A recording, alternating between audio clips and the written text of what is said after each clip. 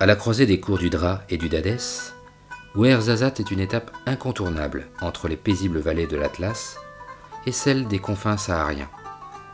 C'est une ville moderne, avec ses immeubles cubiques de couleur ocre et ses larges rues à l'occidentale.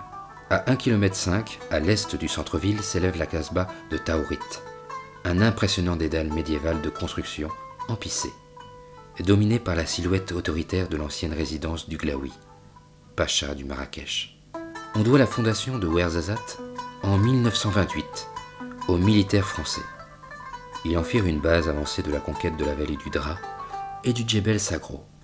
Les légionnaires installèrent une garnison, ouvrirent un aérodrome, et la ville se développa bientôt sur ce plateau à 1160 mètres d'altitude, au pied du Haut Atlas. La capitale régionale qui jouit d'un climat sec et d'un ensoleillement exceptionnel compte aujourd'hui plus de 60 000 habitants. La ville et le cinéma sont étroitement liés. L'histoire d'amour qui unit Ouarzazate au 7e art commence en 1962.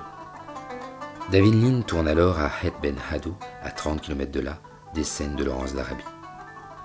Dans les années 80, le mouvement s'accélère. Cinéastes et producteurs jettent leur dévolu sur la région. Les premiers studios sortent de terre en 1983.